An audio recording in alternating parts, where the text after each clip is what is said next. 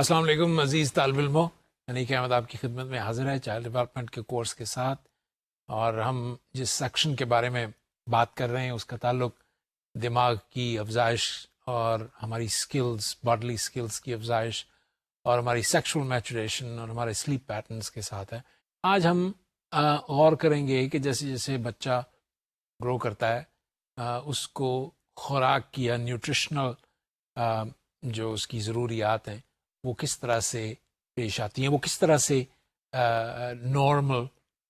Growth کا حامی ہو سکتا ہے اگر اس کو مناسب خوراک جو ہے وہ ملے۔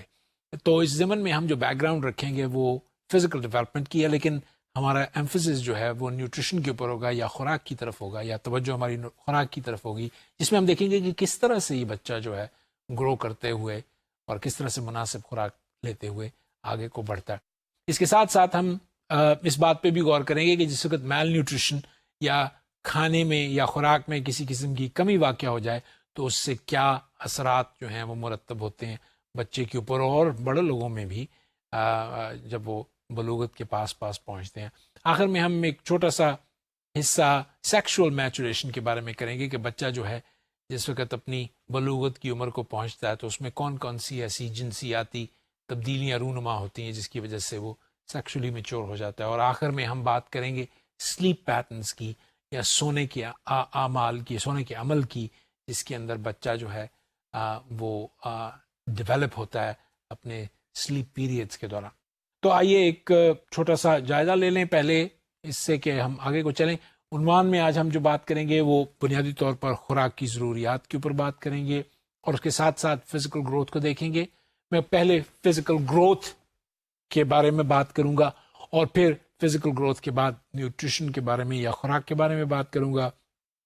ہم پھر تھوڑی سی سیکشول میچوریشن کے بارے میں بات کریں گے، اور آخر میں ہم سونے کے پیٹرنز کو یا سلیپ پیٹرنز کے اوپر غور کریں گے کہ کس طرح سے یہ سلیپ پیٹرنز جو ہیں ڈیولپ ہوتے ہیں بچے کے اندر، اور کیا کیا سلیپ پیٹرنز کی نوعیت جو ہے وہ ہوتی ہے۔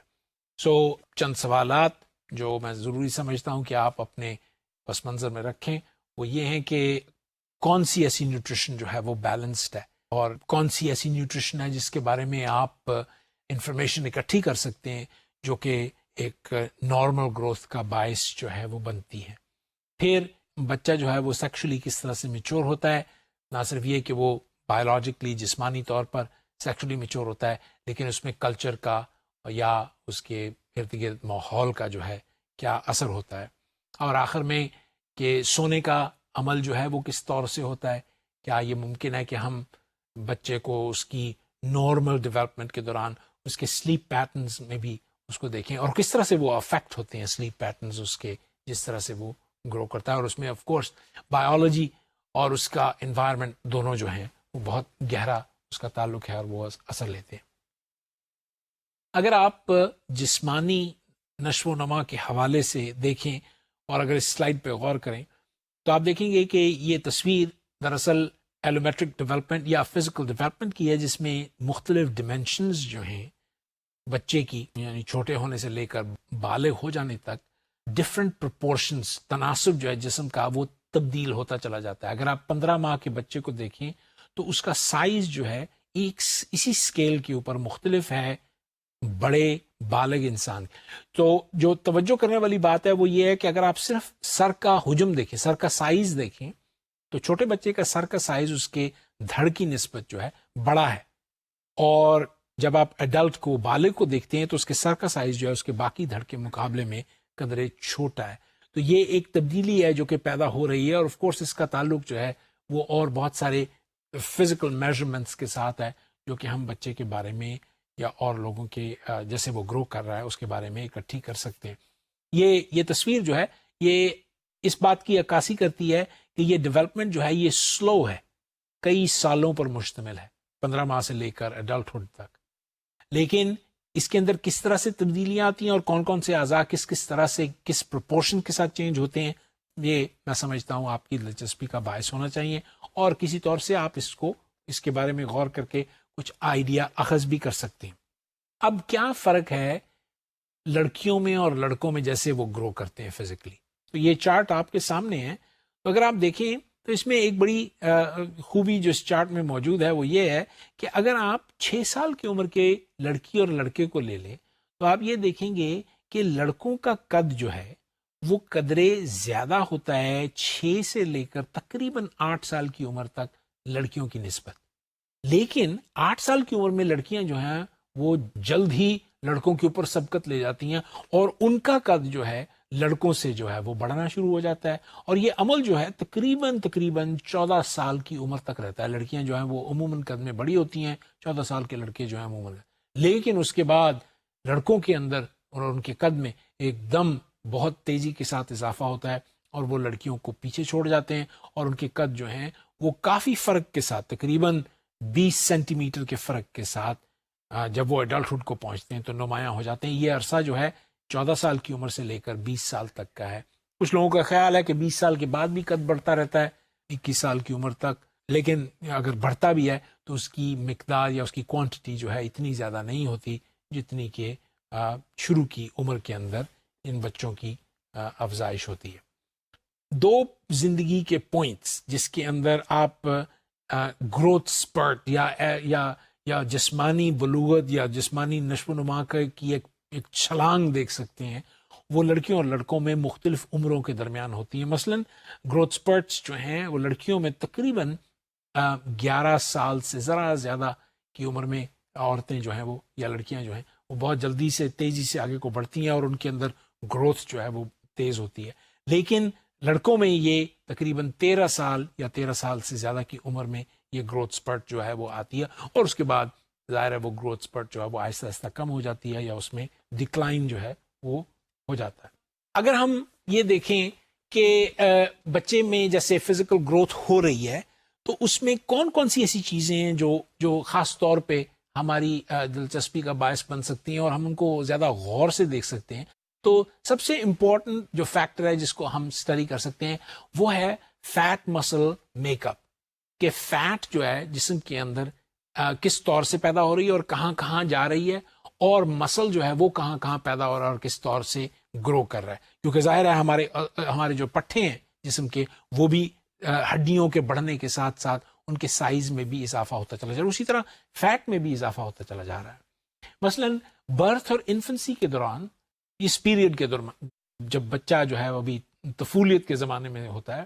فیٹ جو ہے لڑکوں میں اور لڑکیوں میں تقریباً 9 مہینے تک پیک کر جاتی ہے. میکسیمم اس میں بچوں میں فیٹ جو ہے وہ ہو جاتی ہے. عموماً لڑکیوں میں زیادہ فیٹ ہوتی ہے لڑکوں کی نسبت, اور اس زمانے میں پہلے 9 مہینے میں جب بچہ پیدا ہوا ہوتا ہے, عضلات کی یعنی پٹھوں کی افزائش جو ہے, پٹھوں کی جو نشو و نما ہے وہ اس طور سے نہیں ہوتی, اتنے زیادہ بڑھتے نہیں ہیں, کم رہتے ہیں وہ. پھر چائلڈہڈ کے دوران تقریباً 8 سال کی عمر میں آپ یہ دیکھیں گے کہ لڑکیوں میں فیٹ جو ہے وہ زیادہ موجود ہوتی ہے, اور زیادہ مثلا ان کے بازوؤں میں, ان کے ٹانگوں میں, ان کے کولوں میں جو فیٹ ہے اس کی کوانٹٹی جو ہے وہ بڑھ جاتی ہے, اور یہ فیٹ جو ہے یہ لڑکیوں میں لڑکوں کی نسبت زیادہ ہوتی ہے. مسلز اس دوران بھی آہستہ آہستہ بڑھ رہے ہوتے ہیں, ان کی سپیڈ جو ہے ویسی نہیں ہوتی جیسی فیٹ کی سپیڈ ہوتی ہے.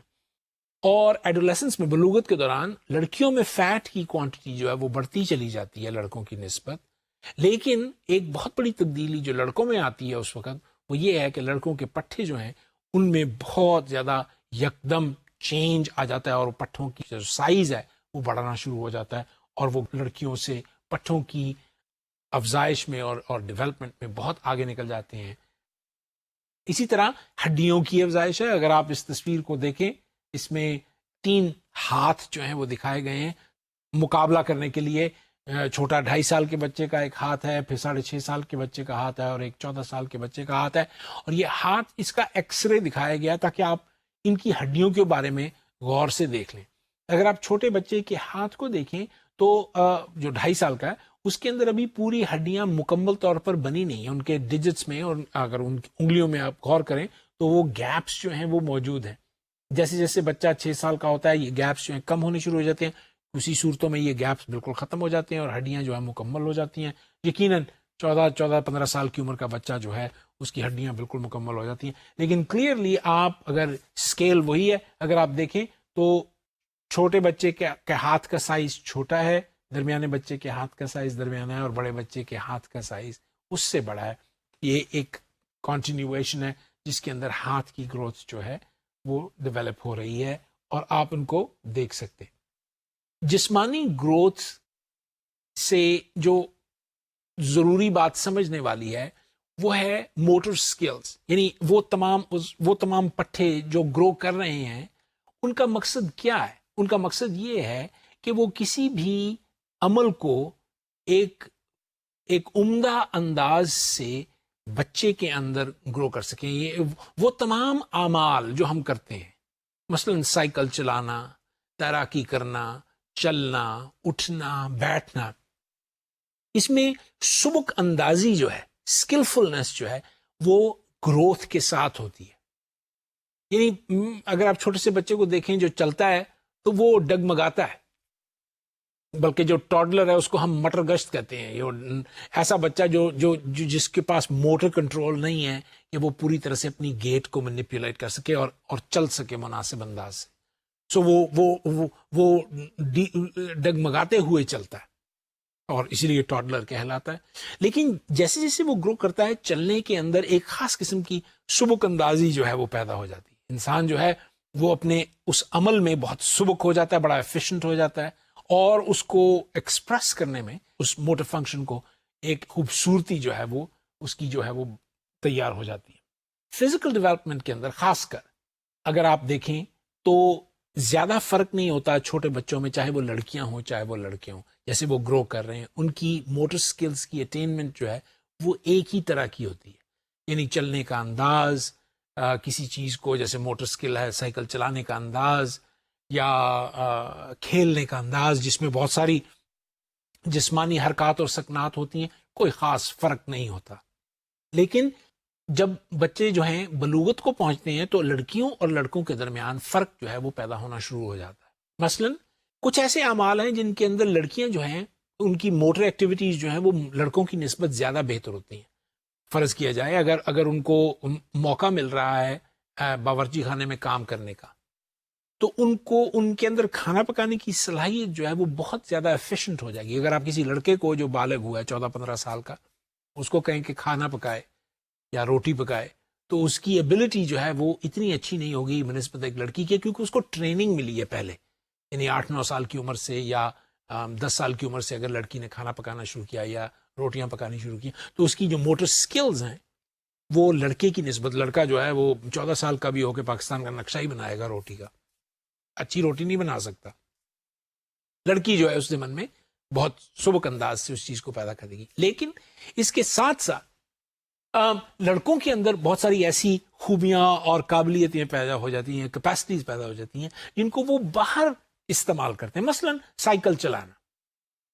لڑکے جو ہیں وہ چھوٹی سی عمر میں چونکہ سائیکل چلانے کا شوق ہوتا ہے، اب تو پتہ نہیں آج کل کے بچوں کو ہے کہ نہیں، ہمارے زمانے ہوتا تھا تو ہمیں یہی ہوتا تھا کہ کب موقع ملے گا کہ ہم سائیکل چلائیں گے. تو سائیکل کو چلانے کے اندر وہ اتنے سبک ہو جاتے ہیں کہ بڑی جلدی اپنا بیلنس اس طرح سے قائم کرتے کہ ہینڈل چھوڑ کے بھی سائیکل چلا سکتے ہیں.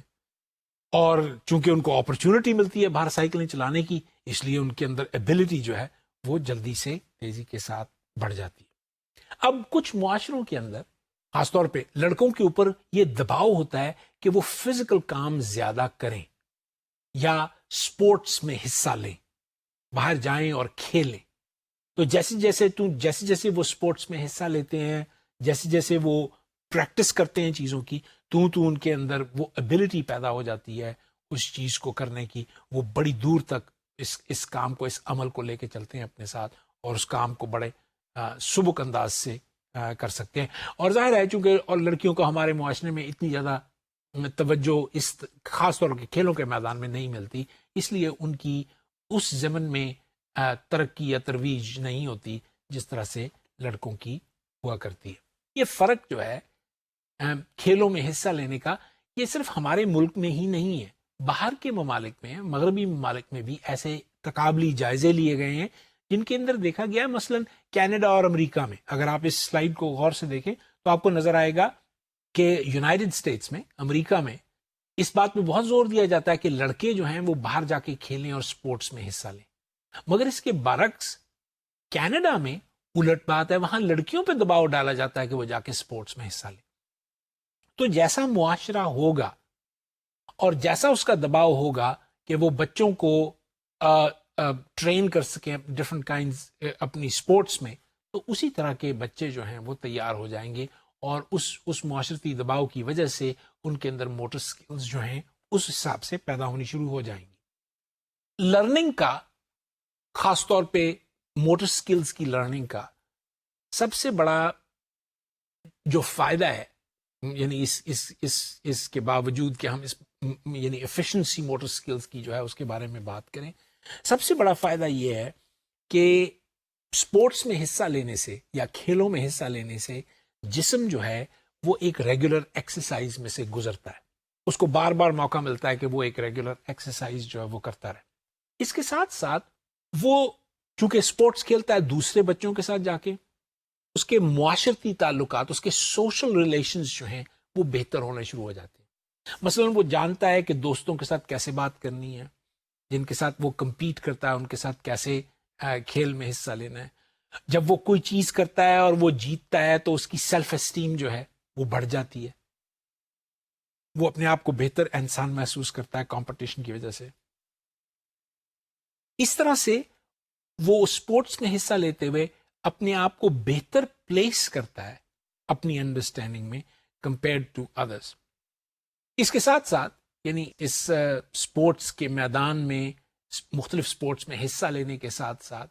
ایک چیز جو سامنے آتی ہے وہ یہ ہے کہ ماں باپ کا انٹرسٹ اور ان تمام اساتذہ کا انٹرسٹ جو کہ اس بچے کی اسپورٹس میں دلچسپی کا باعث ہیں یا اس اسپورٹس میں دلچسپی بنا رہے ہیں, اس کا فائدہ یہ ہوتا ہے کہ بچے جو ہیں وہ اس سوشل سپورٹ یا سوشل نیٹ ورک کی وجہ سے مختلف اسپورٹس میں حصہ لے سکتے ہیں. اگر ماں باپ جو ہیں وہ چاہتے ہیں کہ ان کے بچے جو ہیں وہ کھیلیں یا کوئی فارمل ٹریننگ لیں کسی بھی گیم کی, تو وہ ظاہر ہے ان کو چانس دیتے ہیں, یا اسکولز میں جو مختلف اساتذہ ہیں جو کوچز ہیں وہ ان کو چانس دیتے ہیں کہ وہ گیمز کھیلیں. ان گیمز کی کھیلنے کی وجہ سے بے شمار چیزیں جو ہیں بچے میں پیدا ہوتی ہیں. مثلا پہلی چیز یہ ہوتی ہے کہ بچہ جو ہے وہ کسی بھی کھیل کو کھیلنے کے لیے ایفرٹ کا استعمال کرتا ہے, زور لگاتا ہے کہ یہ مجھے چیز جو ہے وہ آنی چاہیے. ایفرٹ کے اندر فزیکل ایکسرسائز ہوتی ہے, فزیکل ایکسرسائز سے موبلٹی بنتی ہے, موبلٹی بننے سے ایک فزیکل ایفیشنسی پیدا ہو جاتی ہے جو کہ بے شمار موٹر سکلز کے اندر ضرورت ہوتی ہے. امپروومنٹ پیدا ہوتی ہے کسی بھی فنکشن کو پرفارم کرنے کے لیے, یعنی اگر کوئی موٹر فنکشن ہے جس کو پرفارم کرنا ہے اس کے اندر پہلے کی نسبت بتدریج اضافہ ہوتا چلا جاتا ہے ایفیشنسی کے نقطہ نظر سے. پھر انسان جو ہے وہ ٹیم ورک سیکھ لیتا ہے کہ کس طرح سے اپنے معاشرتی ریلیشنز کو وہ بروئے کار لاتے ہوئے ایک ٹیم بنائے اور ان ٹیم کے ساتھ کام کر سکے. اس ضمن میں جس میں ہم نے ٹیم ورک کے بارے میں بات کی, ایفرٹ کے بارے میں بات کی اور امپروومنٹ کے بارے میں بات کی جو بچوں میں پیدا ہوتی ہے والدین اور اساتذہ کی گائیڈنس میں, اس میں ایک چیز جو ہے وہ ضروری سیکھنے والی ہے خاص طور پہ اسپورٹس کے حوالے سے, وہ ہے نان کمپٹیشن. عموماً کمپٹیشن کو مثبت کرنا اساتذہ اور والدین کے ہاتھ میں ہوتا ہے. بچے جو اسپورٹس میں حصہ لیتے ہیں اور جیتتے نہیں ہیں وہ عموماً ایک نیگیٹو زندگی کا پہلو جو ہے ڈیولپ کر لیتے ہیں. تو جسے ہم اسپورٹس مین اسپرٹ کہا کرتے ہیں. اسپورٹس مین اسپرٹ کے لیے جو ضروری ایسپیکٹ ہے وہ یہ سیکھنا ہے کہ آپ مشق کرنے کے بعد, پریکٹس کرنے کے بعد اس چیز کو سمجھیں کہ ہر انسان کے اندر لمٹس جو ہیں موجود ہوتی ہیں. سو یہ بات ذہن نشین کرانا بچوں کو اسی وقت ممکن ہے جب والدین اور اساتذہ مل کر اکٹھے کام کریں. اور نان کمپیٹیٹو اسپرٹ جو ہے جس سے خطرہ یہ پیدا ہوتا ہے کہ نیگیٹیوٹی جو ہے وہ پیدا ہو جائے گی, اس کو کسی طرح سے کم کرنا ہوتا ہے اور ایسی کمپیٹیٹو اسپرٹ کو پیدا کرنا ہوتا ہے جس کے اندر بچہ جو ہے اپنی سیلف اسٹیم کو اجاگر کر سکے, باوجود اس کے کہ وہ اس جگہ پہ نہیں پہنچ پاتا جس جگہ وہ پہنچنا چاہتا ہے, مگر اسپورٹس مین اسپرٹ کے حساب سے یا نقطہ نظر سے اس کو یہ سمجھ لینا چاہیے کہ یہ چیز جو ہے یہ اس کے لیے بہتر ہے, اس کو انڈرسٹینڈ کرنا جو ہے وہ بہتر. سو موٹر سکلز تو ڈیولپ ہو ہی رہی ہوتی ہیں, لیکن اس کے ساتھ ساتھ جو سوشل سکلز ہیں وہ بھی بڑا گہرا حصہ ہے جو کہ انسان ٹیم سپورٹس کے اندر جا کر سیکھتا ہے. یہ سلائیڈ جو آپ دیکھ رہے ہیں اس کے اندر دماغ کے دو حصوں کے بارے میں بات ہوگی. ہم یہ سلائیڈ آپ کو اس لیے دکھا رہے ہیں کیونکہ یہ دو حصے جن کا نام ہائپوتھیلمس اور پیٹیوٹری گلینڈ ہے بالکل بہت ہی قریبی طور پر جسمانی گروتھ کے اندر بہت گہرا اثر جو ہے وہ چھوڑتے ہیں. اس کی بنیادی وجہ یہ ہے کہ یہ دونوں آرگنز جو ہیں یہ ہارمونز ریلیز کرتے ہیں جسم کے اندر, اور وہ ہارمونز جو ہیں وہ جسم کے اوپر اثر انداز ہوتے ہیں اور ان کو بڑا کرنے میں ان کا بڑا گہرا تعلق ہے ان ہارمونز کا اور ان آرگنز کا. اور بے شمار ہارمونز جو ہیں وہ دونوں کے دونوں یہ آرگنز جو ہیں یہ ریلیز کرتے ہیں. اگر آپ اگلی سلائیڈ کو دیکھیں جس کے اندر یہ دونوں گلینڈز جو ہیں وہ ہارمونز ریلیز کرتے ہیں, تو میں آپ کی توجہ جو ہے وہ 3 قسم کے ہارمونز کی طرف کروانا چاہوں گا. اس کے علاوہ بھی ہارمونز جو ہیں وہ نکلتے ہیں. مثلا جو پہلا ہارمون ہے اس کا نام ہے گروتھ ہارمون. سو یہ گروتھ ہارمون ظاہر ہے گروتھ کے لیے ہے, اور پیٹیوٹری گلینڈ کے اندر سے یہ گروتھ ہارمون جو ہے وہ نکلتا ہے, اور اس سے باڈی جو ہے وہ گرو کرتی ہے, اور بہت ساری باڈی عضلات ہمارے جو ہیں وہ اس گروتھ ہارمون کی وجہ سے نکلتے ہیں. اس کے ساتھ ساتھ 2 اور ہارمونز جو بہت ہی ضروری ہیں گروتھ کے لیے. ایک ہیں ٹیسٹوسٹرونز جو کہ عموماً لڑکوں میں زیادتی کے طور پر پائے جاتے ہیں, عورتوں میں ذرا کم, لڑکیوں میں کم, اور اینڈروجنز جو کہ ایڈرینل گلینڈز جو ہیں سیکریٹ کرتے ہیں وہ. اس کے ساتھ ساتھ عورتوں میں ایسٹروجنز. تو یہ 3-4 ہارمونز جو ہیں ان کی وجہ سے ہمارے جسم کے اندر تبدیلیاں جو ہیں وہ رونما ہوتی ہیں. کچھ ایسی ہیں جن کو ہم فی الفور یا بچپن میں دیکھ نہیں سکتے, لیکن پھر یکا یک ایکسپرٹ کے طور پہ یہ تبدیلیاں جو ہیں ایڈولیسنس میں بلوغت کی عمر میں پہنچ کر نمایاں ہو جاتی ہیں, اور لڑکوں میں اور لڑکیوں میں آپ بڑی آسانی کے ساتھ تمیز جو ہے وہ کر سکتے ہیں, خاص کر جسمانی اور اس کے ساتھ ساتھ ان کی بلوغت کی اور بہت ساری پیچیدہ جو کیفیات اور صورتیں ہیں وہ گروتھ کے اندر نظر آنی شروع ہو جاتی ہیں. عموماً بلوغت کے پاس 8-9 سال کی عمر کے اندر اس وقت یہ تبدیلیاں رونما ہونی شروع ہو جاتی ہیں, کیونکہ بہت سارے ہارمونز گروتھ ہارمون اور ٹیسٹوسٹرونز اور ایسٹروجنز اور ایڈرینل اینڈروجنز جو ہیں وہ جسم کے اندر زیادہ مقدار میں خارج ہونے شروع ہو جاتے ہیں, جس کی وجہ سے یکا یک یہ تبدیلی جو ہے 11-12 سال 13 سال کی عمر میں نمایاں ہونی شروع ہوتی ہے لڑکوں اور لڑکیوں کے اندر. ایسٹروجنز جو ہیں وہ مدد دیتے ہیں لڑکیوں کو گرو کرنے میں اور ان کی فزیکل باڈی کو گرو کرنے میں, اور ٹیسٹوسٹرونز جو ہیں خاص کر لڑکوں میں جو ٹیسٹوسٹرونز ہیں وہ گروتھ کا باعث بنتے ہیں جسم کا لڑکوں کے اندر. اور یہ تبدیلیاں جو ہیں یہ آپ دیکھ سکتے ہیں, مثلا لڑکوں کے اندر جو 14-15 سال کے ہوتے ہیں ان کے پٹھے جو ہیں ان کے اندر سختی جو ہے وہ ان ہارمونز کی وجہ سے ہوتی ہے, کیونکہ لڑکیوں میں یہ ہارمونز موجود نہیں ہوتی, تو ان کے پٹھے جو ہیں اس طرح سے سخت نہیں ہوتے, اس طرح سے ٹینس یا ٹائٹ نہیں ہو پاتے جس طرح سے لڑکوں کے ہوتے ہیں. اس میں آف کورس پریکٹس اور مشق کی بھی ضرورت ہے. وہ تمام لڑکیاں جو فزیکل یا ایتھلیٹک ہوتی ہیں وہ کوشش کرتی ہیں تو ان کے عضلات یا پٹھے جو ہیں اسی طرح تیار ہو جاتے ہیں جیسے لڑکوں کے ہوتے ہیں. گروتھ کو اگر ہم پوری دنیا کے اوپر محیط دیکھیں تو ہمیں نظر آئے گا کہ مختلف دنیا کے علاقوں میں فزیکل گروتھ جو ہے وہ مختلف قسم کی ہے. مثلا دنیا کے کچھ ایسے علاقے ہیں جہاں پر لوگوں کا جسمانی سائز جو ہے وہ دنیا کے دوسری علاقوں کی نسبت جو ہے وہ چھوٹا ہے. مثلا ساؤتھ افریقہ میں کچھ ایسے انسان رہتے ہیں جن کا سائز جو ہے وہ بالکل پگمی چھوٹا ہے, سائز میں قد میں ان کا وضاقتہ جو ہے وہ بہت چھوٹی سی ہے اور زیادہ بڑی نہیں. اس کے برعکس اگر آپ یورپین کنٹریز میں دیکھیں تو وہاں کے لوگ جو ہیں ان کے قد جو ہیں وہ بڑے ہوتے ہیں اور وہ زیادہ کام جو ہے وہ کر سکتے ہیں. سو اگر ہم دیکھیں کہ اگر ہم کانٹیننٹس میں یا علاقوں میں پوری دنیا کو بانٹ لیں تو ساؤتھ امریکہ, ایشیا, پیسیفک آئلینڈز اور کچھ حصے افریقہ کے جیسے میں نے ذکر کیا پگمیز جہاں رہتے ہیں, وہاں پر بچے اور بڑے بھی قد کے چھوٹے ہوتے ہیں. اور اگر ہم دیکھیں بچے نارتھ امریکہ میں یا سینٹرل یورپ میں یا آسٹریلیا, کینیڈا, US میں, تو ہمیں نظر آئے گا کہ وہ بچے جو ہیں وہ بڑے ہوتے ہیں. اس کے ساتھ ساتھ یعنی یہ کوئی ایسی بات نہیں ہے کہ یہ کوئی ایسی تخصیص ہے, یہ ایسا فرق ہے جو کہ ان کانٹیننٹس میں ایگزسٹ کرتا ہے. اس کے اندر ایتھنیسٹی کا بہت گہرا تعلق ہے. مثلا وہ لوگ جو ایک علاقے سے دوسری جگہ موو کر گئے, ان کے بچے جو ہیں وہ ان کی جینز کے مطابق اسی طرح ہی گرو کرتے ہیں. مثلا اگر کوئی ویسٹ کا آدمی ناروے سے جو ہے وہ افریقہ کے کسی ملک میں جا کر بس جائے, تو اس کے بچے جو ہیں وہ ٹال ہی ہوں گے. اس ماحول کے ساتھ یا وہاں کی نیوٹریشن خوراک کے ساتھ اس کا کوئی تعلق نہیں ہے, بلکہ جینز جو ہیں اس بچے کو اس کی ہائٹ جو ہے وہ دیتی ہیں. اور اس کے ساتھ ساتھ اگر کوئی چھوٹے قد کا آدمی جو ہے وہ چلا جائے کسی ایسے علاقے میں, مغربی ملک میں, جہاں وہ جا کے امیگرنٹ ہو, تو اس کا قد جو ہے وہ بڑا نہیں ہو جاتا. لیکن یہ دیکھنے میں آیا ہے کہ جنریشنز کی گزرنے کے بعد قد کے اندر تبدیلی جو ہے وہ رونما ہو جاتی ہے. مثلا وہ بچے جو جاپان سے امریکہ چلے گئے,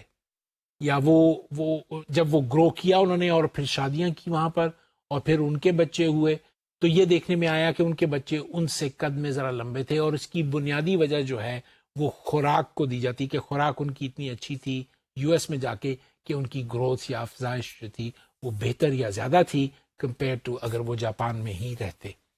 تو گروتھ ریٹ جو ہے وہ مختلف وجوہات کی بنا پر اثر انداز ہوتی ہے جسم کے اوپر. عموماً ماہرین کا خیال ہے کہ 4 ایسے عناصر یا 4 ایسے فیکٹرز ہیں جن کی وجہ سے یہ گروتھ جو ہے, یہ فزیکل گروتھ جو ہے افیکٹ ہوتی ہے. پہلا آف کورس جس کے بارے میں ہم نے بات کی وہ ہیریڈیٹی یا آپ کی وراثت ہے. وراثت کی وجہ سے آپ کا قد جو ہے وہ ڈٹرمن ہوتا ہے. اگر آپ کے ماں باپ یا آپ کے آباء و اجداد جو تھے وہ لمبے تھے تو یقیناً آپ بھی لمبے ہوں گے, اور اگر آپ کے آباء و اجداد قد میں چھوٹے تھے تو آپ کی جو فزیکل گروتھ ہے وہ اس کے مطابق کم ہائٹ کی ہوگی یا کم تر ہوگی اس طرح سے. تو خوراک جو ہے وہ دوسرا عنصر ہے جس کی وجہ سے گروتھ جو ہے وہ زیادہ یا کم تر ہوتی ہے. آپ جانتے ہیں کہ اگر خوراک اچھی ہے, مناسب ہے, بیلنسڈ ہے, تو بچوں کی نشو و نما, ان کی فزیکل گروتھ جو ہے اس کے مطابق ہوگی. اگر خوراک جو ہے وہ اس میں کمی ہے, کسی قسم کی اس میں گنجائش ہے جس کو امپروو کیا جا سکتا ہے, تو ظاہر ہے بچوں کی افزائش یا ان کی گروتھ جو ہے اس سے افیکٹ ہوگی. اس کے ساتھ ساتھ بہت ساری انفیکشس ڈیزیزز ہیں, بہت ساری ایسی بیماریاں ہیں جو کہ پھیل جاتی ہیں جس کی وجہ سے گروتھ جو ہے وہ ریٹارڈ ہو جاتی ہے. بہت ساری بیماریاں جو ہیں جہاں قحط پڑ جاتا ہے یا جہاں بیماریاں پیدا ہو جاتی ہیں پانی میں کسی ایسے بیکٹیریا کی وجہ سے جس کی وجہ سے گروتھ جو ہے وہ ریٹارڈڈ یا رک جائے, تو ڈیزیزز کی وجہ سے بھی یہ گروتھ جو ہوتی. پھر اس کے ساتھ ساتھ فزیکل گروتھ کا تعلق جو ہے یا جنرل گروتھ کا تعلق جو ہے وہ ایموشنل ویل بینگ کے ساتھ بھی ہے. مثلاً یہ دیکھنے میں آیا ہے کہ وہ بچے جو ایموشنلی یا ان کی مائیں ایموشنلی جو ہیں نیگیٹو ہوں یا ان کے اوپر منفی اثرات ہوں بہت زیادہ, تو ایسی مائیں اور ایسے بچے جو ہیں گرو نہیں کر پاتے یا ان کی گروتھ اس طرح سے مناسب نہیں ہوتی جیسے کہ مثبت ماحول میں پلنے والے بچے ہوں. یقیناً آپ یہ سمجھتے ہیں کہ وہ لوگ جو نیگیٹو انفلوئنس کے نیچے پیدا ہوئے ہیں ان کی گروتھ میں اس لیے ریٹارڈیشن پیدا ہوتی ہے کیونکہ وہ اس طرح سے خوراک کو نہیں لے سکتے, اس طرح سے انفیکشس ڈیزیز سے نہیں بچ سکتے جیسے کہ اور دیگر بچے جو پازیٹیولی اورینٹڈ ہیں یا ان کا ماحول جو ہے ان کے اندر پازیٹیو ایموشنس کو. یہ تمام فیکٹرز جن کے بارے میں ہم نے بات کی آپس میں انٹر لنکڈ ہیں. یہ ایسے نہیں ہے کہ یہ علیحدہ علیحدہ فیکٹرز ہیں, بلکہ یہ سارے فیکٹرز جو ہیں آپس میں ایک دوسرے کے ساتھ جڑے ہوئے ہیں. اگر آپ اس سلائیڈ کو دیکھیں تو یہ سلائیڈ لیڈ پوائزننگ کی ہے. سیسے کا زہر جو ہے وہ بچوں میں پھیل جاتا ہے. یہ عموماً وہ بچے جو مٹی کی ہنڈیا میں پکے ہوئے کھانے کو کھاتے ہیں یا پانی میں کسی طور پہ جو لیڈ ہے وہ موجود ہے تو اس شیشے کی وجہ سے پوائزننگ ہو جاتی. اچھا, بے شمار علاقوں میں لیڈ پوائزننگ جو ہے وہ موجود ہے. لیڈ پوائزننگ کا سب سے بڑا اثر جو ہے وہ انسان کی ذہانت پہ ہوتا ہے. اگر آپ لیڈ پوائزن دیں تو آپ کی ذہانت جو ہے وہ اس طور سے نہیں ہوتی جس طرح سے اگر آپ کو لیڈ پوائزننگ نہ ہو. مگر ایک عجیب و غریب بات جو آبزرو کی گئی ہے وہ یہ ہے کہ وہ بچے جن کا سوشیو اکنامک سٹیٹس جو ہے وہ بہتر ہوتا ہے ان کو لیڈ پوائزننگ اس طور سے اثر نہیں کرتی جس طرح سے ان بچوں کو اثر کرتی ہے جن کا سوشیو اکنامک سٹیٹس جو ہے وہ زیادہ ہے. یعنی وہ بچے جو غریب ہیں ان کو باوجود اس کے کہ ان کے اندر جو ہے وہ لیڈ پوائزننگ جو ہے وہ دونوں گروپس کے اندر برابر ہے، لیکن چونکہ وہ بچے جن کے پاس مواقع موجود ہیں ان کی اکنامک یا فائنینشیل کنڈیشن کی وجہ سے، تو وہ لوگ جو ہیں وہ بہتر طور پہ وہ زیادہ ذہین ہوتے ہیں کہ ان کو مواقع ملتے ہیں اسکولوں میں پڑھنے کے، باتیں کرنے کے. اور وہ بچے جو غریب ہوتے ہیں یا ان کا تعلق جو ہے لو سوشو اکنامک سٹیٹس کے ساتھ ہوتا ہے، وہ بچے جو ہیں اس طور سے فائدہ نہیں اٹھا سکتے اور وہ اس طرح سے افیکٹو نہیں ہوتے. یقیناً اس سے ان کی انٹیلیجنس میں جو ہے اثر پڑتا ہے، اور یہ گراف جو ہے اس چیز کی نشاندہی کرتا ہے. خاص کر وہ بچے جن کے اندر 17 مائکروگرام پر ڈیسی لیٹر لیڈ ہو اگر ان کے خون کے اندر، تو ان کا مین آئی کیو لیول جو ہے وہ تقریباً 90 کے قریب ہوتا ہے، کمپیئر ٹو ان بچوں کے جن کے اندر اتنی ہی لیڈ پوائزننگ ہو مگر وہ ہائر سوشو اکنامک اسٹیٹس سے تعلق رکھتے ہوں، تو ان کا آئی کیو لیول جو ہے وہ 100 سے اوپر ہوتا ہے، 102 103 کے قریب جو ہے وہ ہوتا ہے. اس ساری بحث کا جو حاصل ہے کم از کم آج کے عنوان میں اس طرف زور دے رہا ہے یا اس طرف مذکور ہے کہ ہم خوراک کی طرف دھیان دیں بچوں کی، خاص طور پہ جب وہ بڑے ہو رہے ہوتے ہیں، اور ان تمام خوراک کے پہلوؤں کا ایک جائزہ لیں جس کی وجہ سے ہم یہ ڈٹرمن کر سکیں یا اس بات کا فیصلہ کر سکیں کہ کون کون سی ایسی چیزیں جو بچوں کو مہیا ہونی چاہیے خوراک میں، جس کی وجہ سے ان کی نشو و نما جو ہے وہ بہتر ہو سکے. پہلی چیز جو بچہ خوراک کی صورت میں لیتا ہے وہ ماں کا دودھ ہے. ماں کے دودھ جیسی اچھی خوراک کوئی نہیں ہے، اس کا کوئی نیم البدل نہیں ہے. ماں کی خوراک بیلنسڈ ہے، بالکل متوازن ہے. ماں کی خوراک مکمل ہے، اس کے اندر کسی قسم کی کوئی خامی موجود نہیں ہے. اور ماں کی خوراک کے بے شمار اور فوائد ہیں جو کہ بچے کو اس کی شروع کے سال 2 سال کے اندر ہی نہیں بلکہ زندگی کے جب وہ بڑا ہو جاتا ہے اس کے اندر بھی وہ اثرات جو ہیں وہ نمایاں ہوتے ہیں. اس کے اندر جسم کی نشو و نما، اس کے اندر اس کے ہجان، اس کی معاشرتی نشو و نما، اس کی اور بہت ساری صورتیں جو ہیں وہ نظر میں آتی ہیں، ذہانت وغیرہ وغیرہ وغیرہ. ماں کا دودھ جو ہے وہ فیٹ یا فیٹی کانٹینٹ میں بالکل تناسب کے ساتھ ہے. ماں کے دودھ میں یہ خوبی ہے کہ جیسے جیسے بچہ پروان چڑھتا ہے، بڑھتا چلا جاتا ہے، ویسے ویسے ماں کے دودھ کی کمپوزیشن جو ہے وہ بھی تبدیل ہوتی چلی جاتی ہے. مثلاً شروع میں جب بچہ ماں کا دودھ پیتا ہے تو اس کے اندر فیٹ ڈپازٹ، فیٹ کمپوزیشن جو ہے اس کی کم ہوتی ہے. لیکن بچہ جس وقت گرو کر کے بڑا ہو جاتا ہے تو اس کی فیٹ کمپوزیشن جو ہے وہ زیادہ ہو جاتی ہے، بڑھ جاتی ہے، اور اس کی فیٹی کمپوزیشن جو ہے اس کو زیادہ پرووائڈ کرتی ہے. ماں کا دودھ بڑی آسانی کے ساتھ ہضم ہو جاتا ہے، بچے کو ڈفیکلٹی نہیں ہوتی ماں کا دودھ پینے کے لیے. عموماً وہ بچے جو ماں کا دودھ پیتے ہیں کوئی اور چیز نہیں کھاتے یا اور چیز نہیں لیتے، جس کی وجہ سے یہ فائدہ ہوتا ہے کہ ان کو کبھی کسی قسم کی کوئی بدہضمی جو ہے اس کا وہ شکار نہیں ہوتی. عموماً ایسے بچے جو ماں کا دودھ پیتے ہیں ان کی گروتھ ان بچوں سے بہتر ہوتی ہے جو فارمولا ملک یا ڈبے کا دودھ جو ہے وہ پیتے ہیں. اب اگر ان کے جسم کا آپ مقابلہ کریں تو فزیکل گروتھ جو ہے دونوں میں فرق ہوتی ہے. پھر وہ بچے جو ماں کا دودھ پیتے ہیں اس کے اندر امیونٹی جو ہے وہ زیادہ ہوتی ہے،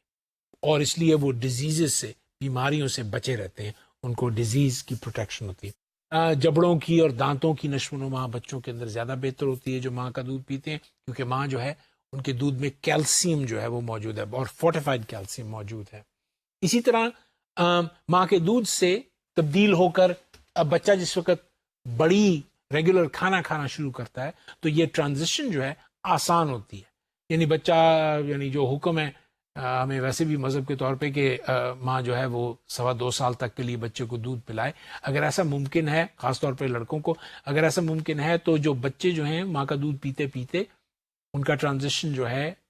ریگولر فوڈ کے لیے بہت ہی مناسب اور صحیح ہوتا ہے اور آسانی سے ہو جاتا ہے کمپیئر ٹو اگر وہ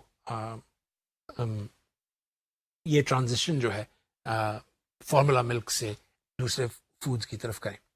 بچہ اپنے بچپن میں کیا کھاتا ہے ایک بڑا مسئلہ ہے. یعنی مسئلہ اس صورت سے ہے کہ بچے کی خوراک بچپن میں اس کے معاشرے پر مبنی ہوتی ہے. یعنی جو کچھ ماں باپ گھر میں کھانا کھاتے ہیں اس کے مطابق بچے کو بھی وہ مواقع فراہم ہوتے ہیں جس کے اندر وہ کھانا کھا سکتا ہے. ان ملکوں میں جہاں پر ماں باپ جو ہیں بچوں کے سرپرست ہوتے ہوئے ان کی خوراک کا خاص خیال کرتے ہیں تو بچوں کے اندر جو کھانے کی عادات ہیں ان کے ماں باپ کی طرح کی ہوتی ہیں. ظاہر ہے اگر ایک گھر کے اندر ایک خاص قسم کا کھانا پک رہا ہے تو بچے جو ہیں وہی کھانا کھائیں گے. لیکن کچھ معاشروں میں کچھ کلچرز میں بچپن ہی سے بچوں کی خوراک جو ہے ماں باپ کی خوراک سے مختلف یا بدل جاتی ہے. اور مغربی ممالک میں یہ دیکھنے میں آیا ہے کہ بچوں کی خوراک جو ہے وہ ان کے ماں باپ کی خوراک سے بہت حد تک مختلف ہے. مثلا بچے وہ کھانے چیزیں پسند کرتے ہیں جن کو وہ پسند کریں. مغربی ممالک میں ماں باپ جو ہیں وہ اس بات پہ زیادہ زور نہیں دیتے کہ تم وہی کھاؤ جو ہم کھا رہے ہیں، جیسے ہمارے مشرقی ممالک میں ہوتا ہے کہ گھر میں جو کھانا پکا ہے بچے بھی وہی کھاتے ہیں اور بڑے بھی وہی کھاتے ہیں. مغربی ممالک میں ایسا نہیں ہے. وہاں پر بڑے کچھ کھا رہے ہوتے ہیں اور بچے جو ہیں وہ ان کے کچھ اور کھا رہے ہوتے ہیں. عموماً بچپن میں ہائی کوالٹی ڈائٹ جو ہے وہ چاہیے ہوتی ہے بچے کو تاکہ اس کی گروتھ جو ہے وہ مناسب انداز سے آگے کو بڑھے. مگر چونکہ بچے اپنی پسند کے ساتھ کھانا کھا رہے ہوتے ہیں وہ عموماً ایسی خوراک کو پسند کرتے ہیں جو ہائی کوالٹی نہیں ہوتی بلکہ لو کوالٹی خوراک ہوتی ہے. اور اس کی لو کوالٹی کی وجہ سے اس کے اندر ایسے اجزاء شامل ہوتے ہیں جو دراصل بچے کو نہیں چاہیے ہوتے. لیکن اس کے باوجود جو چوائسز جو ہیں وہ موجود ہوتی ہیں بچے کے لیے، اور چونکہ وہ چوائسز موجود ہوتی ہیں بچہ جو ہے ان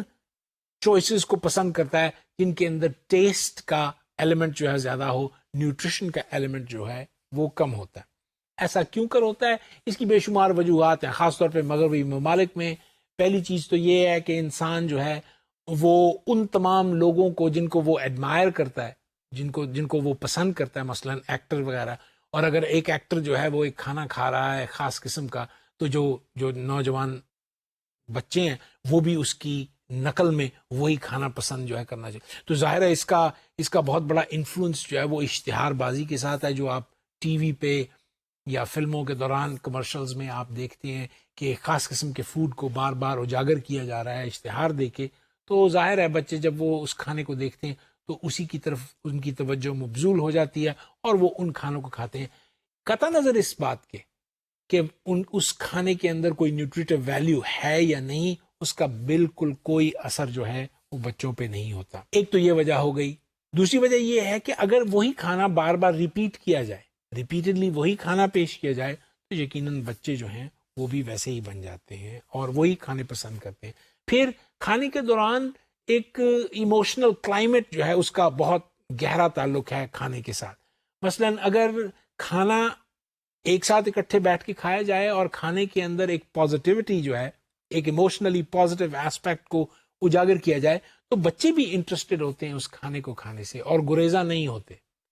مگر اگر کھانے کے دوران نیگیٹو انفلوئنس ہو یا کسی طرح سے کوئی دباؤ پیش کیا جائے کہ تم یہ ضرور کھاؤ اس چیز کو،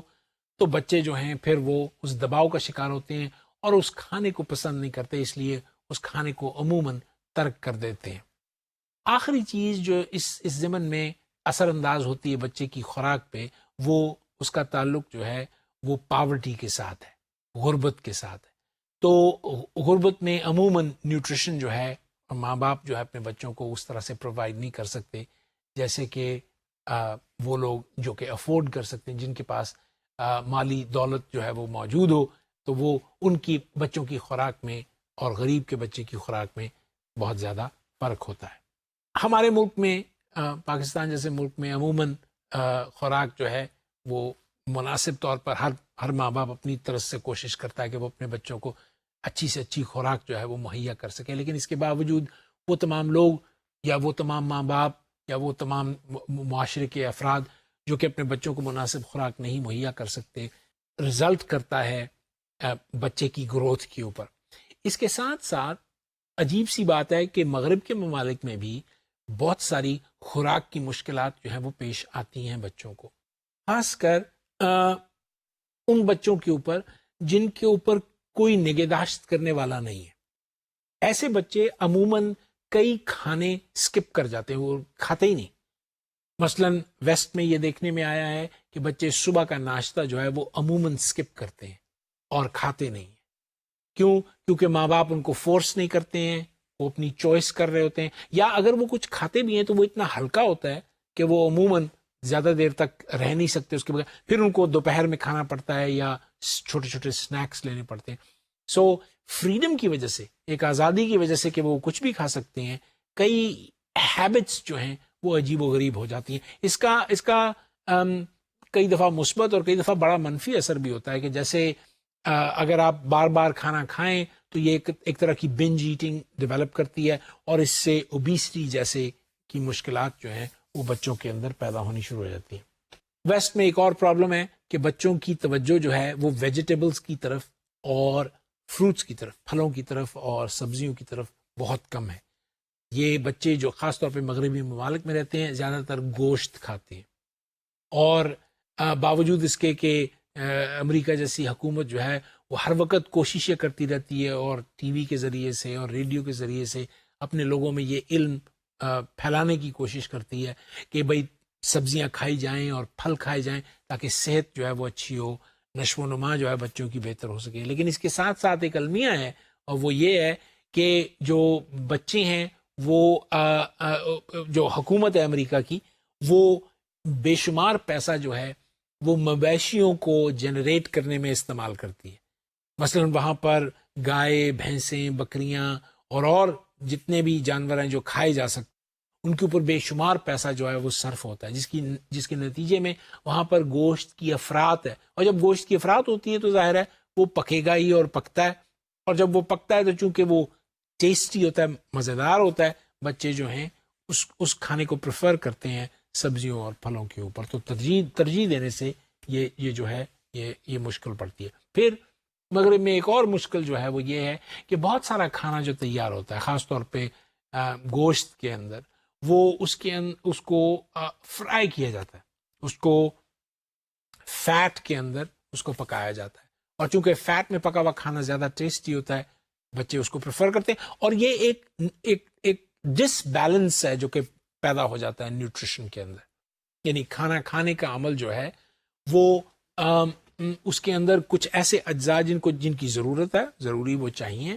وہ مس ہو جاتے ہیں، جیسے سبزیاں ہیں یا پھل ہیں، وہ ان بچوں کی خوراک سے عاری ہو جاتے ہیں، اور اس کی بجائے وہ خوراک جو ہے وہ ان بچوں کو ملنی شروع ہو جاتی ہے جس کی ان کو ضرورت اس طرح سے نہیں ہوتی۔ کھانے کی مقدار بلوغت کے زمانے میں بہت زیادہ بڑھ جاتی ہے، ایک تو جسم بڑھ جاتا ہے اور اس کی ضرورت جو ہے وہ بھی بڑھ جاتی ہے، بالغ بچے جو ہیں وہ زیادہ وقت جو ہے وہ کھانا کھانا شروع کر دیتے ہیں۔ عموماً مغرب میں یہ دیکھنے میں آیا کہ ایسے بچے جو ہیں وہ بہت سارے میلز، بہت سارے کھانے جو ہیں وہ کھاتے ہیں، یعنی 3 کھانوں کے، یعنی ناشتہ، دوپہر کا کھانا اور رات کے کھانے کی بجائے بچے جو ہیں وہ 4 5 کھانے جو ہیں وہ کھاتے ہیں، کیونکہ اویلیبلٹی ہوتی ہے، اور کئی دفعہ تو یہ ان بچوں کو ان کے لیے مفید ثابت ہوتا ہے، مگر ساتھ ساتھ ان کے لیے مشکل کا باعث بنتا ہے، کیونکہ اگر ایک سے زیادہ کھانا کھانا لگ پڑیں تو ان سے بہت ساری جسمانی بیماریوں کا پیدا ہونے کا امکان جو ہے وہ ہو جاتا ہے۔ مثلا بچے جو ہیں ان کی توجہ، جو بالغ بچے ہیں ان کی توجہ، جیسے چھوٹے بچے ہوتے ہیں بچپنے میں، ان کی توجہ پھلوں پر نہیں ہے، ان کی توجہ جو ہے سبزیوں پر نہیں ہے، ان کی توجہ جو ہے دودھ پر نہیں ہے، اور ان کی توجہ جو ہے گرینز پر، اجناس ہیں ان کے اوپر بھی نہیں ہے۔ تو چونکہ یہ کانسنٹریشن بچوں کی ان فیکٹرز کے اوپر نہیں ہے، تو کوالٹی آف فوڈ جو ہے وہ پور ہوتا چلا جاتا ہے۔ بہت زیادہ ایمفیسس جو ہے وہ اس طرح کی ڈرنکس پہ، جیسے سوڈا پی لیا، 7 اپ وغیرہ پی لیا، اب تو ہمارے ملک میں بھی اس توجہ جو ہے وہ بڑھ گئی ہے، اور آپ فاسٹ فوڈ اور ہائی فیٹ فوڈ کے اوپر جو ہے توجہ جو ہے وہ بڑھنی شروع ہو گئی۔ اس کے نتیجے میں یہ ہوتا ہے کہ فولاد کی کمی ہو جاتی ہے جسم میں، آئرن کی کمی ہو جاتی ہے، آئرن کی کمی ہوتی ہے، کیلشیم کی کمی ہو جاتی ہے، میگنیزیم کی کمی ہو جاتی ہے، اور بہت ساری وائٹامنس کی کمی ہوتی ہے، انکلوڈنگ وائٹامن B2 اور B12۔ اور یہ وائٹامنس کی کمی جو ہے یہ باعث بنتی ہے بہت سارے پرابلمس کا، انکلوڈنگ برین ڈیولپمنٹ کی پرابلم کا، جس کے بارے میں ہم کسی اگلے عنوان میں ذکر کریں گے. دیکھنے میں یہ آیا ہے کہ اگر فیملیز ایک ساتھ اکٹھی ہو کر کھانا کھائیں تو اس میں ایک عجیب سا رجحان دیکھا گیا کہ بچے جو ہیں وہ عموماً اپنے فیملی کی لائکس اور ڈس لائکس کو پسند کرتے ہوئے ایک خاص قسم کی نیوٹریشنل ویلیو اپنے فیملی کے ساتھ لینی شروع کر دیتے ہیں. عموماً بالغ بچوں کو میز پر بٹھا کر ایک ساتھ اکٹھے کھانا کھلانا جو ہے وہ بڑا مشکل عمل ہے، اور اس کے اندر بے شمار مشکلات جو ہیں وہ جو پیدا ہوتی ہیں، خاص کر مغربی ممالک کے اندر، جس کی وجہ سے ان کی سوچ، ان کا اٹھنا بیٹھنا، ان کا رہن سہن جو ہے وہ بالکل مختلف سا ہو کے رہ جاتا ہے. چونکہ یہ ڈائٹ خاص کر ان ممالک میں ڈس بیلنسڈ ہوتی ہے، اس میں توازن نہیں رہتا، تو اس سے بے شمار مشکلات جو ہیں وہ پیدا ہوتی ہیں. اس کے ساتھ ساتھ ان ممالک میں یا ان معاشروں میں جہاں پر ڈس بیلنس جو ہے خوراک کی کمی کے باعث ہو جاتا ہے، وہاں پہ بھی گروتھ کی بہت ساری مشکلات ہو جاتی ہیں. تو سب سے ضروری چیز جو سمجھنے والی ہے وہ ایک خاص قسم کا بیلنس ہے، جو اس متوازن خوراک کو اگر وہ متوازن خوراک مہیا نہ ہو تو بچے کی گروتھ جو ہے وہ بہت زیادہ افیکٹ ہوتی ہے. اس میں پاورٹی، غربت کی وجہ سے تمام ان معاشروں میں جہاں پر یہ خوراک کے ضروری اجزاء جو ہیں موجود نہ ہوں، ان میں بے شمار بیماریاں اور بے شمار ڈیفیشنسیز جو ہیں پیدا ہو جاتی ہیں. مثلا ان میں سے سب سے بڑی ڈیفیشنسی جو پیدا ہوتی ہے وہ پروٹین ڈیفیشنسی ہے، اور اس کے نتیجے میں بے شمار کیفیات جو ہیں وہ پیدا ہو جاتی ہیں. مثلا جلد جو ہے وہ اس کے اوپر عجیب و غریب قسم کے نشانات پڑنے شروع ہو جاتے ہیں، اور جلد کی جو اس کی ریزیلینس ہے وہ کم ہو جاتی ہے، اس میں جو مدافعت قوت ہے اس کے اندر کنٹرول کرنے کی وہ کم ہو جاتی ہے. بال جو ہیں وہ گرو نہیں کرتے جب آپ کے اندر آئرن نہ ہو یا آپ کے اندر پروٹین ڈیفیشنسی جو ہے وہ ہو، تو اس کی وجہ سے بالوں کی گروتھ، ہڈیوں کی گروتھ افیکٹ ہوتی ہے اگر کیلشیم جو ہے وہ موجود نہ ہو، اور دیگر ڈیفیشنسیز پاورٹی سے پیدا جو ہیں وہ ہونی شروع ہو جاتی ہیں. آخری چیز جو میں آپ سے ڈسکس کرنا چاہتا ہوں وہ سیکشول ڈیولپمنٹ کے حوالے سے ہے. تمام بچے، مرد، لڑکے اور لڑکیاں، جس وقت بلوغت کے پاس پہنچتے ہیں تو ان کے اندر جنسیاتی تبدیلیاں یا سیکشول چینجز جو ہیں وہ پیدا ہوتی ہیں. مثلا لڑکوں کی آواز جو ہے وہ گہری ہو جاتی ہے، لڑکے جو ہیں ان کی مونچھیں اور داڑھی نکل آتی ہے. اسی طرح عورتوں کے اندر فزیکل چینجز آتے ہیں، مثلا ان کا سینہ جو ہے وہ ابھر آتا ہے، اور ان کی وہ تیار ہو جاتی ہیں حمل کے لیے، اور ان کے اندر فزیولوجیکلی چینجز آتی ہیں جس کی وجہ سے وہ حاملہ ٹھہر سکتی ہیں. اور ان تمام چیزوں کے پیش نظر ایک ایسا ایونٹ پیدا ہوتا ہے لڑکوں اور لڑکیوں کے اندر کہ ان کے اندر ایک میسو چینج جو ہے وہ پیدا ہو جاتا ہے. اس میسو چینج کی وجہ سے ہم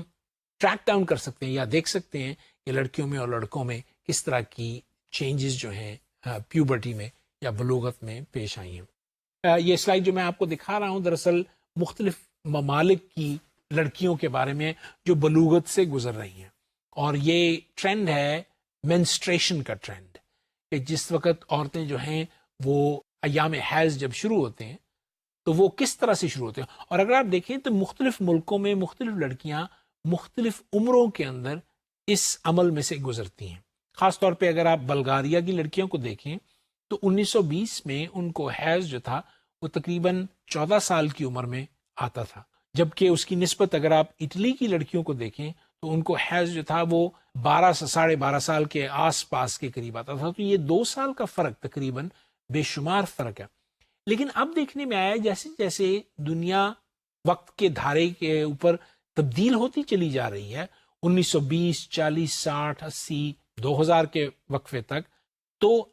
تمام لڑکیوں میں حیض آنے کا وقت جو ہے وہ تقریباً ایک ساتھ کنورج ہوتا چلا جا رہا ہے. یعنی تمام لڑکیاں جو ہیں وہ قریباً ایک ہی طرح سے ایک ہی وقت کے آس پاس حیض میں آ رہی ہیں، اور یہ اوسطاً عمر جو ہے تقریباً 13 سال کے قریب ہے۔ اسی طرح لڑکوں کے اندر بھی یہ کیفیت جو ہے 14 سال کی عمر میں پیدا ہوتی ہے، اور میرے پاس اس وقت یہ فگر موجود نہیں ہے، مگر اگر آپ اپنی کتاب میں دیکھیں تو آپ کو، یا نوٹس میں دیکھیں تو آپ کو یہ پتہ چلے گا کہ لڑکے جو ہیں یا جب وہ بلوغت کو پہنچتے ہیں تو وہ بھی مختلف معاشروں میں، مختلف علاقوں میں کنورج کرتے ہیں، اور ہم دیکھ سکتے ہیں کہ تقریباً 14 سال کی عمر میں وہ بلوغت کو پہنچ گئے ہیں۔ اور آخر میں، بالکل آخر میں، ہم سلیپ کے اوپر تھوڑی سی بات کریں گے، نیند کے اوپر، اور اس گراف میں جو آپ کے سامنے اسکرین پہ موجود ہے اس میں دیکھ سکتے ہیں آپ کہ بچے کے اندر سونے کا انداز جو ہے وہ بدلتا چلا جاتا ہے۔ پچھلے کسی عنوان میں ہم نے بچے کی سلیپنگ پیٹرنز کے بارے میں بات کی تھی اور سلیپ چینج کے بارے میں بات کی تھی۔ آپ دیکھ سکتے ہیں کہ جیسے بچہ چھوٹا ہوتا ہے وہ زیادہ سوتا ہے، اور جیسے جیسے وہ بتدریج بڑھتا چلا جاتا ہے اس کی نیند کی مقدار جو ہے وہ کم ہو جاتی ہے۔ انڈسٹریلائزڈ کنٹریز کے اندر چھوٹے بچے بھی بہت دیر تک کام کرتے ہیں، اور ان کو اسکول کا ہوم ورک اور اسکول کے کام جو ہیں وہ اتنے زیادہ ملتے ہیں کہ ان کا بہت سارا حصہ جو ہے اس کے اندر صرف ہوتا ہے، جس کی وجہ سے ان کی نیند جو ہے اس میں کمی آ جاتی ہے۔ ہم اس بحث کو جاری رکھیں گے، اور اپنی نئے عنوان کے اندر ہم اس کو اور زیادہ اس کے اوپر تشریح کریں گے۔ آج کے عنوان میں جو ہم نے باتیں کی ہیں اس کی میں سمری پیش کر دوں۔ ہم نے فزیکل گروتھ کے بارے میں بات کی ہے، ہم نے خوراک کے ضمن میں بات کی ہے، خاص کر میل نیوٹریشن اور ایسی صورتوں کے بارے میں بات کی ہے جہاں پر خوراک جو ہے وہ مکمل طور پر نہیں ملتی۔ ہم نے تھوڑی سی بات کی ہے سیکشول میچوریشن کی لڑکیوں اور لڑکوں میں، اور آخر میں ہم نے سونے کے پیٹرنز کو دیکھا ہے کہ بچے جو ہیں وہ کس طرح سے جیسے جیسے گرو کرتے ہیں ان کے اندر نیند کا عمل جو ہے کس طرح سے بڑھتا ہے اور گرو کرتا ہے۔ اس کے ساتھ ہی میں آپ سب سے اجازت چاہوں گا، اور پھر ملیں گے ایک نئے عنوان کے ساتھ۔ تب تک کے لیے مجھے اجازت دیجیے، اللہ حافظ۔